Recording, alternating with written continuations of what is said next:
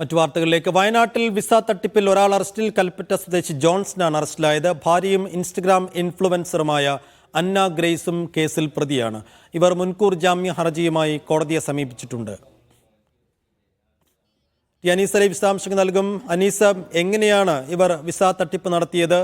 പോലീസിന്റെ നടപടികൾ എങ്ങനെയാണ്?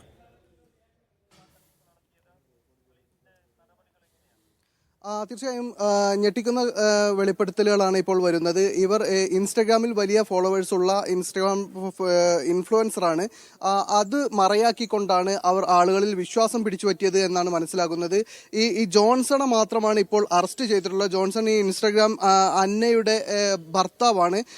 അതേസമയം ഇവർ രണ്ടുപേരും പ്രതികളാണ്. FIR പ്രകാരം തിരുവനന്തപുരത്ത് സ്വദേശി ആര്യ നൽകിയിട്ടുള്ള പരാതിയിലാണ് ഇവർക്കെതിരെ കേസ് എടുത്തിട്ടുള്ളത്. ഈ ജോൺസന്റെ മുൻകൂർ ജാമ്യാപേക്ഷ കഴിഞ്ഞ ദിവസം കോടതി തള്ളിയിരുന്നു. ഈ പശ്ചാത്തലത്തിലാണ് പോലീസ് അറസ്റ്റ് രേഖപ്പെടുത്തിയത്. അറസ്റ്റ് ചെയ്തിട്ടുള്ള ഇന്നിപ്പോൾ കോടതിയിൽ ഹാജരാക്കും. സുൽത്താൻ ബത്തേരി കോടതിയിലാണ് ജോൺസനെ ഹാജരാക്കുന്നത്. ഈ ഇൻസ്റ്റാഗ്രാം ഇൻഫ്ലുവൻസർ ആയിട്ടുള്ള അന്നയെ ഇതുവരെയും പോലീസ് അറസ്റ്റ് ചെയ്തിട്ടുള്ള അത് പരാതിക്കാരി ആരോപിക്കുന്നത് ഇവർ മുൻകൂർ ജാമ്യാപേക്ഷ നൽകിയിട്ടുണ്ട്. അതുകൊണ്ട് മുൻകൂർ ജാമ്യം ലഭിക്കുന്നതിന് വേണ്ടിയുള്ളൊരു സാവകാശം പോലീസ് നൽകുകയാണ് എന്നാണ് ആരോപിക്കുന്നത്. 4 സ്റ്റേഷനുകളിലായി, സംസ്ഥാനത്തെ 4 സ്റ്റേഷനുകളിലായി ഇവർക്കെതിരെ കേസുണ്ട്. കളമശ്ശേരി, കരുനാഗപ്പള്ളി, കൂരാച്ചുണ്ട്, കൽപ്പറ്റ, ഈ 4 സ്റ്റേഷനുകളിൽ ഇവർക്കെതിരെ കേസുകളുണ്ട്. ഇങ്ങനെ തന്നെ പലതരത്തിലുള്ള തട്ടിപ്പുകൾ നടത്തിയതായാണ് ഇപ്പോൾ ഇത് അറസ്റ്റിലായിട്ടുള്ള കേസ് എന്ന് പറയുന്നത്. കൽപ്പറ്റയിൽ അറസ്റ്റിലായിട്ടുള്ളത് അവർ വിസ തട്ടിപ്പ് നടത്തിയ കേസിലാണ്. അതുപോലെ തന്നെ പലതരം കേസുകൾ ഇവർക്കെതിരെ ഉണ്ട്. 4 സ്റ്റേഷനുകളിൽ FIR തന്നെ രജിസ്റ്റർ ചെയ്തിട്ടുണ്ട്. എന്തായാലും വലിയ തരത്തിൽ ഇൻഫ്ലുവൻസേഴ്സ് ഉള്ള, അതിനെ മറയാക്കിക്കൊണ്ടാണ് വലിയ തരത്തിൽ ഫോളോവേഴ്സ് ഉള്ള ഒരു ഇൻസ്റ്റാഗ്രാം ഇൻഫ്ലുവൻസറാണ്. അത് അവരുടെ ഈ ഒരു ഐഡന്റിറ്റി മറയാക്കിക്കൊണ്ട് ആളുകളിൽ വിശ്വാസം പിടിച്ചു പറ്റുകയും അങ്ങനെ തട്ടിപ്പ് നടത്തുകയും ചെയ്തു എന്നാണ് ഇപ്പോൾ വ്യക്തമാകുന്നത്. സൈഫുദ്ദീൻ. ശരി അനീസ്.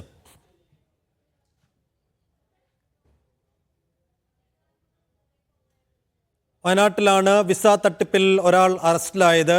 കൽപ്പറ്റ സ്വദേശി ജോൺസനാണ് അറസ്റ്റിലായത്. ഭാര്യയും ഇൻസ്റ്റഗ്രാം ഇൻഫ്ലുവൻസറുമായ അന്ന ഗ്രേസും കേസിൽ പ്രതിയാണ്. ഇവർ മുൻകൂർ ജാമ്യ ഹർജിയുമായി കോടതിയെ സമീപിച്ചിട്ടുണ്ട്. ഇപ്പോൾ തട്ടിപ്പിനിരയായ ഒരു സ്ത്രീ ടെലിഫോൺ ലൈനിൽ ചേരുകയാണ്. ഇതെങ്ങനെയാണ് ഇവർ ഈ തട്ടിപ്പ് നടത്തിയത്? നിങ്ങൾക്ക് എന്തെല്ലാം ഉറപ്പാണ് നൽകിയത്? ഒരു തട്ടിപ്പായിരുന്നു ഇതെന്ന് പിന്നീട് എപ്പോഴാണ് ബോധ്യമായത്?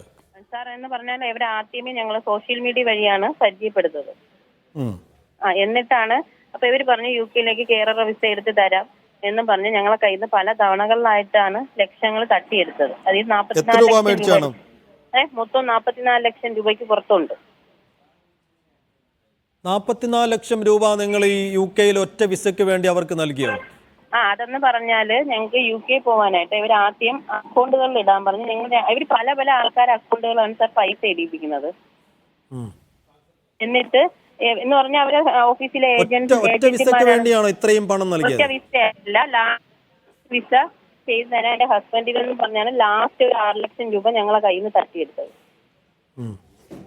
ആദ്യം UK വേണ്ടി ഇത്രയും എമൗണ്ട് വാങ്ങിച്ചിട്ട് അവർ പറഞ്ഞു ഇത്രയും കടം നിങ്ങളെ കൊണ്ട് വീട്ടാൻ പറ്റത്തില്ല എന്ന് പറഞ്ഞാണ് ഓസ്ട്രേലിയൻ വിസ ഉണ്ട് എന്റെ ഹസ്ബൻഡിന് ശരിയാക്കി കൊടുക്കാം എന്ന് പറഞ്ഞ് ലാസ്റ്റ് 6 ലക്ഷം രൂപയും കൂടെ വാങ്ങിച്ചു. ഇവരങ്ങനെ ഒരു വിസ ഏജൻസി ഒക്കെ നടത്തി മുൻപരിചയമുള്ള ആളുകളാണോ? എന്തെല്ലാം ഒരു ലൈസൻസോ ഒന്നും ഇല്ലാതെ ഞങ്ങൾ ഇപ്പോഴാണ് അറിയുന്നത്. ഞങ്ങൾ ഈ പരാതി കൊടുത്തതിന് ശേഷമാണ് അറിയുന്നത് ഇവർക്കൊരു ലൈസൻസും ഇല്ല. ഇത് നടത്താനുള്ള ഒരു ഇതും ഏജൻസി പോലും ഇവർക്കില്ല. ഇവരിങ്ങനെ നിങ്ങൾ ഉൾപ്പെടെയുള്ള ആളുകളെ ഇവർ ആകർഷിച്ചത് സോഷ്യൽ മീഡിയ വഴി ഒരുപാട് ഇത് ഇടും എന്ന് പറഞ്ഞാൽ പരസ്യങ്ങൾ ഇട്ട് ആഡ് ഇട്ടിട്ട് അവർ ചെയ്തു കൊടുക്കും. വിസ ചെയ്യുന്ന ആളാണെന്ന് പറഞ്ഞാണ് ഞങ്ങൾ ഇങ്ങനെ കണ്ടാണ് വിളിക്കുന്നത്. അപ്പോഴാണ് അറിയുന്നത്. അതിന്റെ മോന് കുറച്ച് ഹെൽത്ത് ഇഷ്യൂസ് ഉണ്ടായിരുന്നു. അത് കാരണമാണ് ഞങ്ങൾ ഇതിനിറങ്ങിയത്.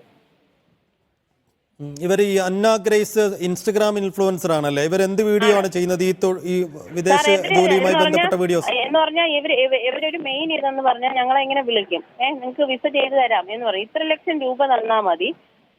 അപ്പൊ അതിന് എന്തൊക്കെ ഡോക്യുമെന്റ്സ് അതൊന്നും നിങ്ങൾ അറിയണ്ട, ഡോക്യുമെന്റ്സ് എല്ലാം ഞാൻ ചെയ്ത് വെച്ചോളാം എന്ന് പറയും. എന്നിട്ട് ഇവര് നമ്മളെ പേരിൽ ഒരുപാട് ഡോക്യുമെന്റ്സ് ഇല്ലീഗലായിട്ട് അടിച്ചിറക്കും. എന്നിട്ട് അത് വെച്ചിട്ടാണ് ഞങ്ങളെ ഭീഷണിപ്പെടുത്തുന്നത്. എന്ന് പറഞ്ഞാൽ നിങ്ങൾ കേസിന് പോയാൽ നിങ്ങളെ കുടുംബത്തുള്ളൂ, നിങ്ങളെ പേരിൽ ഓരോ യൂണിവേഴ്സിറ്റിയുടെ ഡോക്യുമെന്റ്സ് ഉണ്ട് എന്നാണ് ഇവർ പറയുന്നത്. അപ്പൊ ഈ തട്ടിപ്പിനിരയായ ഒരുപാട് ആൾക്കാരുണ്ട് സാർ. എനിക്കറിയാവുന്ന തന്നെ ഒരുപാട് ആൾക്കാരുണ്ട്. എന്ന് പറഞ്ഞാൽ എന്റെ കസിനും ഇതിൽ പെട്ട ഒരാളാണ്. അവരെ കയ്യിൽ നിന്ന് 10 ലക്ഷം രൂപ എറണാകുളം നോർത്ത് റെയിൽവേ സ്റ്റേഷനിൽ നിന്നാണ് ഇവർ വാങ്ങിച്ചത്.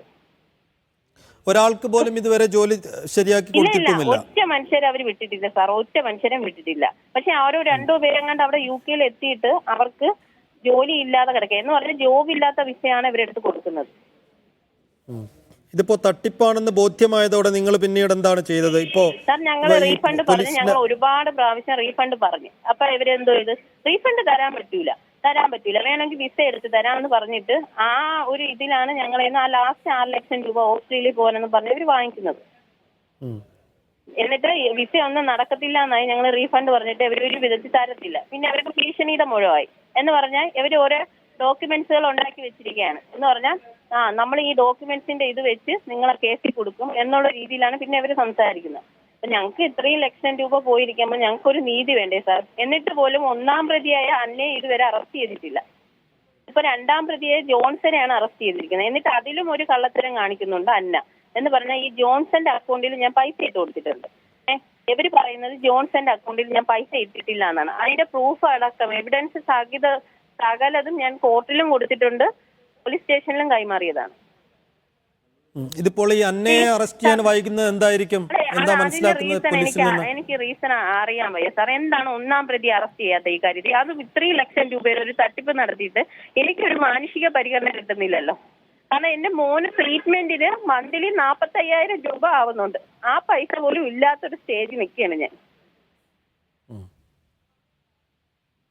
അതുപോലും എനിക്ക് ഒരു നീതി കിട്ടുന്നില്ല. എന്തുകൊണ്ട് ഇവർ അറസ്റ്റ് ചെയ്യുന്നില്ല?